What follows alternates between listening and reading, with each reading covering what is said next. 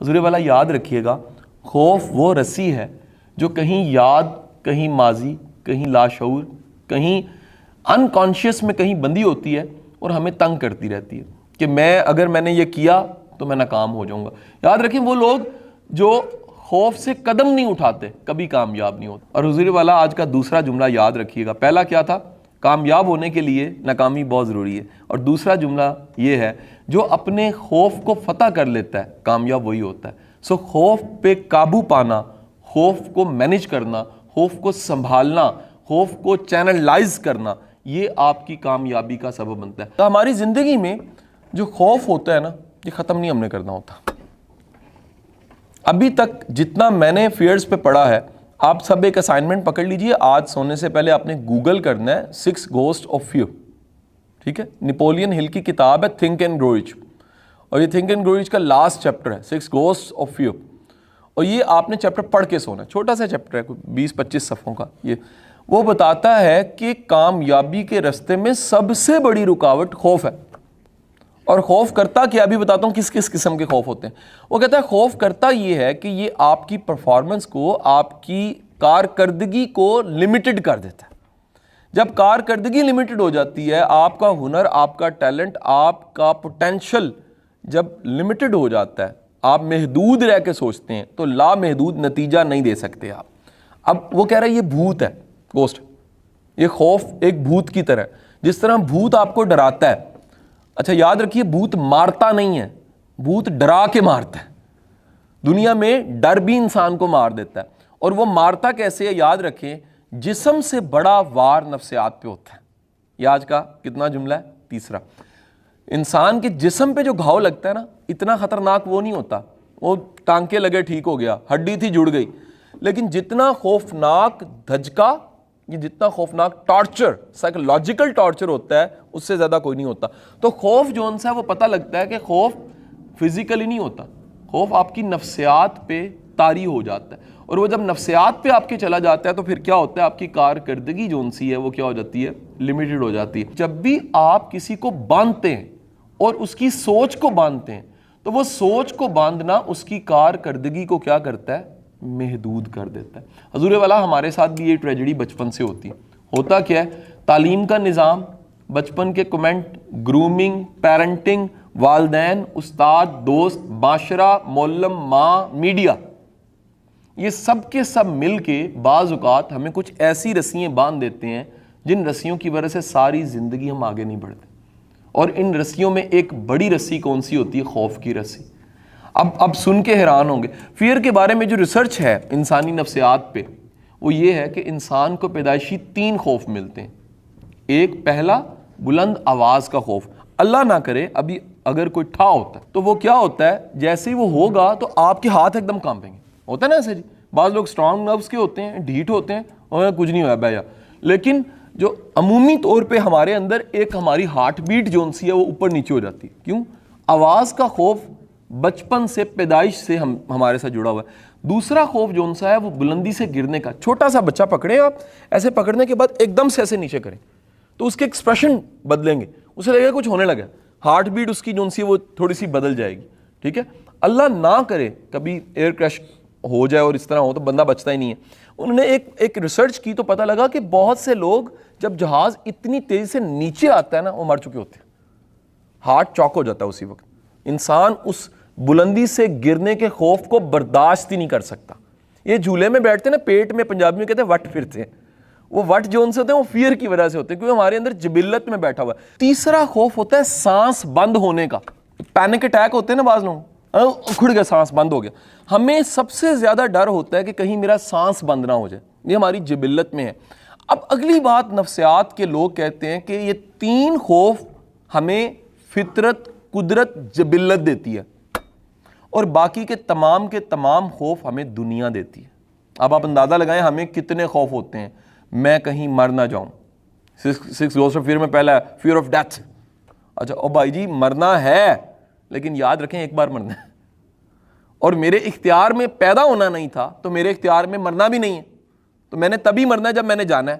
تو یہ فیئر ہم پالتے رہتے ہیں۔ ایک بڑا خوفناک ایک فیئر ہے جی، وہ فیئر کیا؟ لوگ کیا کہیں گے۔ بہت سے لوگ ساری زندگی دوسروں کو راضی کرنے, خوش کرنے اور دوسروں کی آنکھوں کا تارا بننے کے چکر میں اپنے آپ کو غرق کر دیتے ہیں. ونس میں نے ایک بچی سے پوچھا, ایک کنگ ایڈورڈ میڈیکل کالج, بیٹے آپ ڈاکٹر بنے کیوں بنے؟ کہ میری نانی کی خواہش تھی. میں کہا اوکے, نانو خوش ہو گئی. میں کہا نانو آج کل کیا کہتی ہے وہ جنت میں ہے.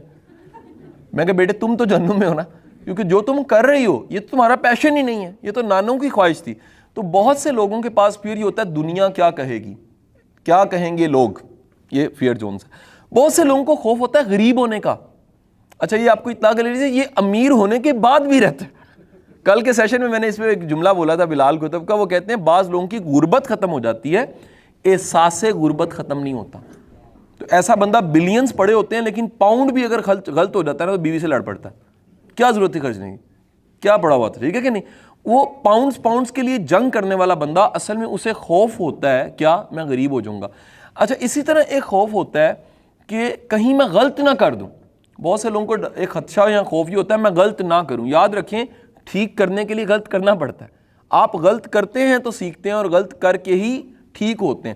حضور والا یاد رکھیں یہ 3 خوفوں کے علاوہ جتنے خوف ہمیں ملتے ہیں, کرائم کا, میرے سے جرم نہ ہو جائے, میرے سے غلطی نہ ہو جائے, میرے اپنے ناراض نہ ہو جائیں, میرے پیارے میرے سے دور نہ چلے جائیں. آپ میں سے ہر ایک نے خواب زندگی میں ضرور دیکھا ہوگا, خواب سوتے میں, کہ میرا بڑا پیارا کو مر گیا, ہے کہ نہیں. انسان یہ سب کے سب خوف لیتا ہے دنیا سے. اچھا اب سوال ہے دنیا کا مطلب کیا ہے؟ دنیا کا مطلب ہے جو ہم سن رہے ہوتے ہیں نا وہ ہمارے خوف بن رہے ہوتے ہیں. یہ میڈیا, پاکستانی میڈیا اس میں ٹھیکیدار ہے, آپ کو پتہ نہیں.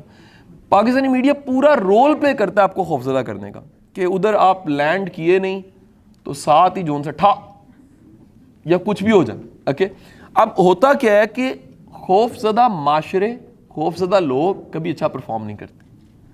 آپ اس معاشرے میں کارکردگی لوگوں کی, یہ سسٹم کی کامیابی دیکھیں, اس کی سب سے بڑی وجہ کیا ہے؟ لوگوں کے ذہنوں سے خوف ختم کر دیا انہوں نے. ہاں قانون کا خوف ہے اور وہ ہونا بھی چاہیے, سسٹم کا خوف ہونا بھی چاہیے, نظام نے چلنا ہے نا, لیکن کوئی انسرٹنٹی نہیں ہے آپ کہ جی ایک کوئی غیر یقینی چیز اچانک ہو جائے گی, نہیں ہو سکتی.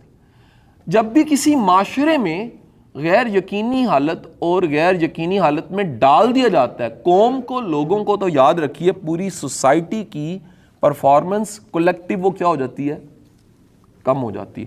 اب ایک واضح ہو گیا کہ ہم میڈیا سے بعض اوقات خوف لیتے ہیں. دوسرا بہت بڑا سورس, ہماری جو مائیں ہوتی ہیں نا, یہ بڑی محنت سے, بڑی جان مار کے, بڑی ایمانداری سے بچپن سے ہی نا بچوں کو بہو کا خوف دلاتی.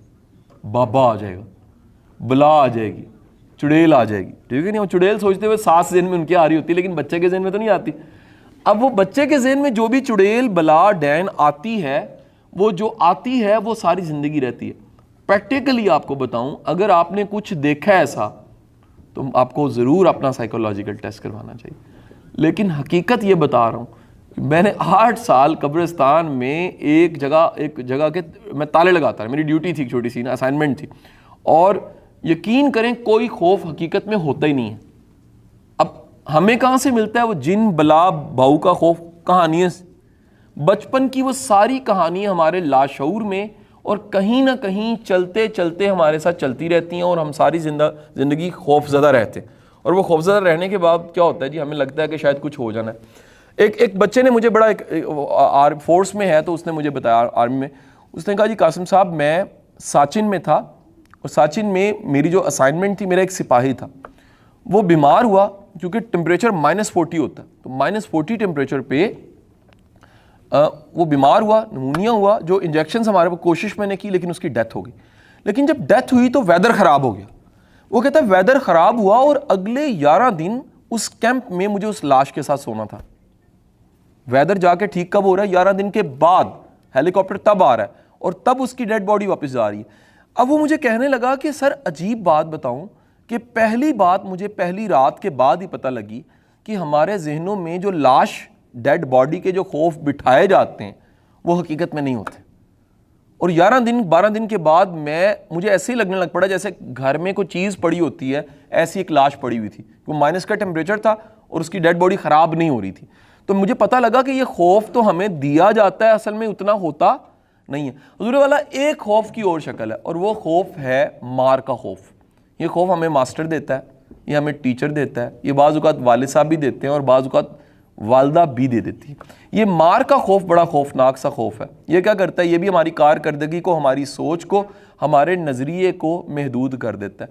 اب سوال یہ تو میرا سارا تھیسس ہو گیا، خوف آتا کہاں سے ہے، خوف ہوتے کیا ہیں، خوف بنتے کیسے ہیں، خوف کیسے ملٹیپلائی ہوتے ہیں۔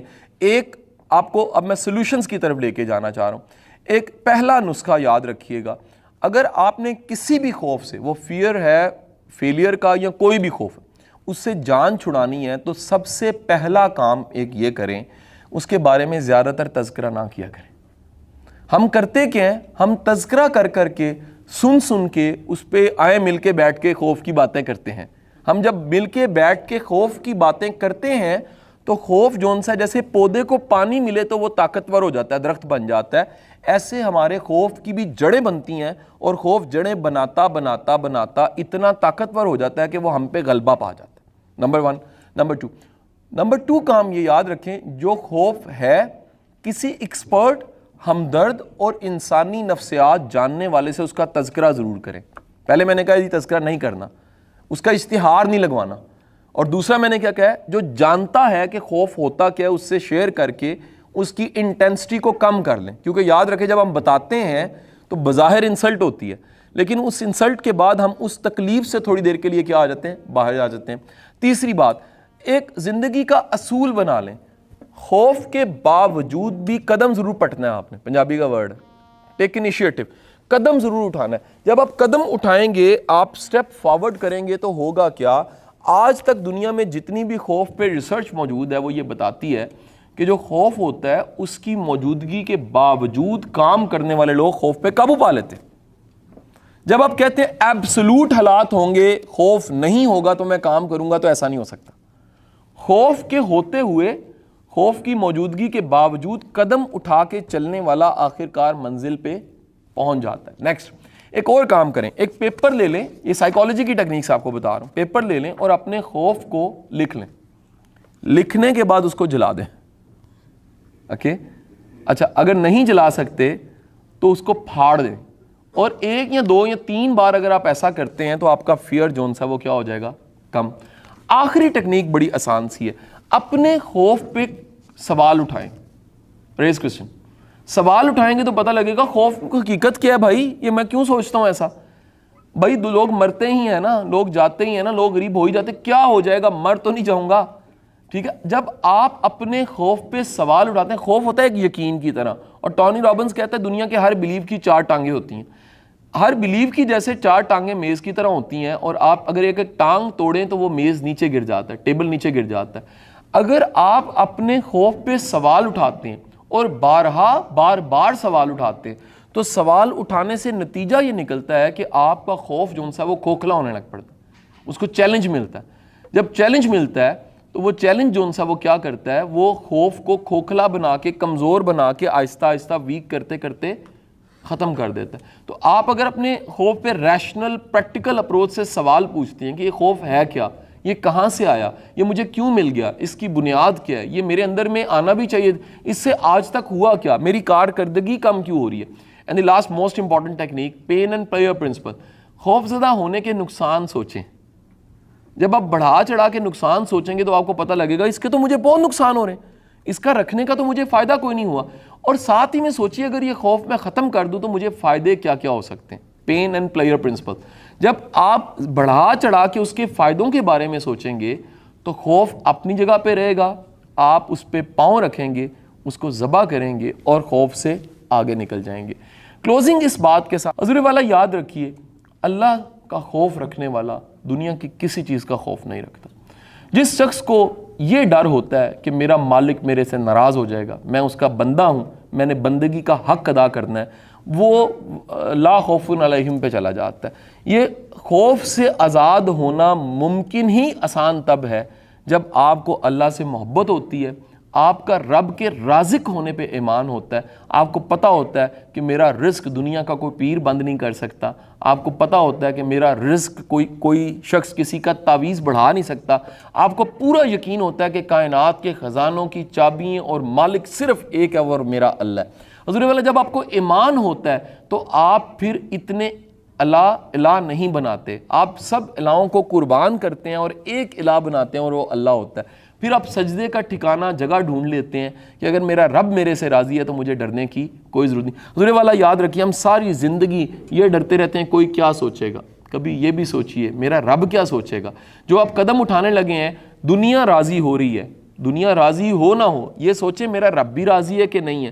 جب بھی آپ اپنی زندگی میں رب کی محبت، رب کی رضا، رب پہ توکل یہ شامل کر لیتے ہیں تو انعام کے طور پہ آپ کا مولا، آپ کا اللہ آپ کو خوف سے آزاد کر دیتا ہے۔ حضور والا وہ ایک سجدہ جسے تو گناہ سمجھتا ہے، 1000 سجدوں سے آدمی کو دیتا ہے۔ آپ جب رب کی بندگی کی طرف چلے جاتے ہیں، اس کا خوف دل میں پال لیتے ہیں، اس کی رضا دل میں پال لیتے ہیں، تو باقی تمام خوف، باقی تمام چیزوں سے آپ آزاد ہو جاتے ہیں۔ المیہ یہ ہے، ہم اتنے بت بناتے ہیں، اتنے بتوں کی پرستش کرتے ہیں کہ جو اصل ہمارا رضا کی جگہ ہے، جہاں جو ٹھکانہ ہے، جہاں سے ہم نے بخشے جانا ہے، وہ ہم راضی نہیں کرتے۔ جب راضی نہیں کرتے تو پھر ہر وہ بت جون سا ہے وہ ہمیں خوفزدہ بھی کرتا ہے، مجبور بھی کرتا ہے۔ ایک بات یاد رکھیے گا، دنیا کے کسی لالچی انسان کے دل سے خوف ختم نہیں ہو سکتا۔ اور اگلی بات کہہ رہا ہوں، دنیا کے سخی انسان کے دل میں کوئی خوف نہیں ہوتا۔ سخاوت خوف کو مٹا دیتی ہے اور کنجوسی، تنگ دلی خوف کو بڑھا دیتی ہے۔